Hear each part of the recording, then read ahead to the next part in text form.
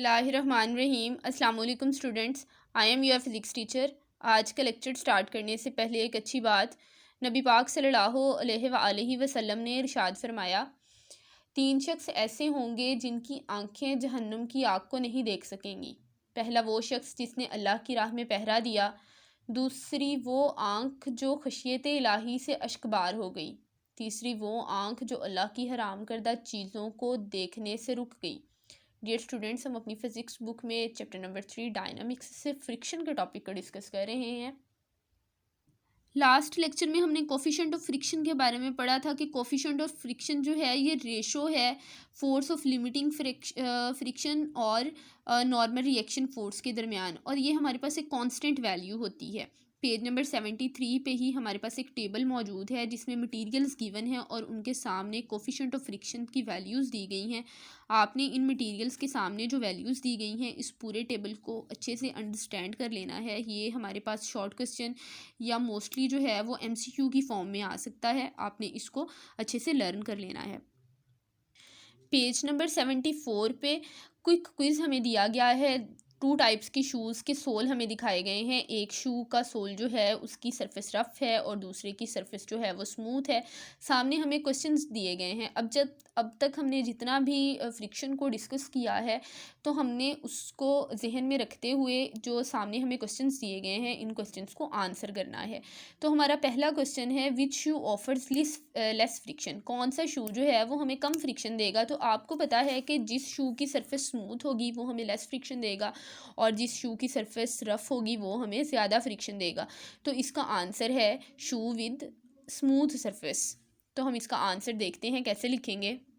First question का answer हम लिखेंगे, the smooth surface shoe offer less friction. जो स्मूथ सरफेस शू जो है वो हमें लेस फ्रिक्शन जो है वो ऑफर करेगा, लेस फ्रिक्शन देगा।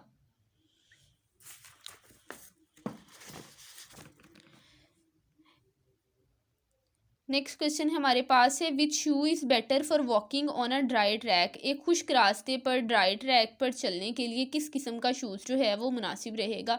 तो आपको पता है चूँकि ड्राई ट्रैक होगा तो वहाँ पे फ्रिक्शन मौजूद होगी, तो मिकदार में थोड़ी सी ज़्यादा होगी। तो उस फ्रिक्शन को बैलेंस करने के लिए और अपनी वॉक को स्मूथ बनाने के लिए, ईजी बनाने के लिए हम ऐसे शूज़ का इंतखाब करेंगे जो हमें कम फ्रिक्शन दे। तो मतलब कि हम स्मूथ सरफेस वाले शू को चूज़ करेंगे। स्मूथ सरफेस शू जो है वो बेटर रहेगा एक ड्राई ट्रैक पर वॉक करने के लिए। इसका आंसर हम लिखेंगे, the smooth surface shoe is better for walking on a dry track. एक स्मूथ सरफेस शू जो है वो एक ड्राई ट्रैक पर वॉक करने के लिए बेहतर है। हमारा थर्ड क्वेश्चन है, which shoe is better for jogging. कौन सा जूता जो है वो जॉगिंग के लिए बेहतर रहता है। तो चूँकि जब हम जॉगिंग कर रहे होते हैं तो हमारा पाँव जो है वो अर्थ के साथ बहुत थोड़ी देर के लिए कांटेक्ट में आता है। तो दोनों सर्फेसिस जब थोड़े से टाइम के लिए एक दूसरे के साथ टच में होती हैं तो मतलब कि फ़्रिक्शन की अमाउंट जो है वो कम होती है। तो जब हम जॉगिंग कर रहे होते हैं फ़्रिक्शन कम प्रोड्यूस होती है, तो अपनी इस फ़्रिक्शन की मिकदार को बैलेंस करने के लिए हम ऐसे शूज़ का इंतखाब करते हैं जो हमें ज़्यादा फ़्रिक्शन प्रोवाइड करे, ताकि हम जो है वो सक्सेसफुली जॉगिंग कर सकें और स्लिप ना हो। तो जॉगिंग के लिए हम ऐसे शूज़ का इंतखाब करते हैं जिसकी सरफेस जो है वो रफ़ हो।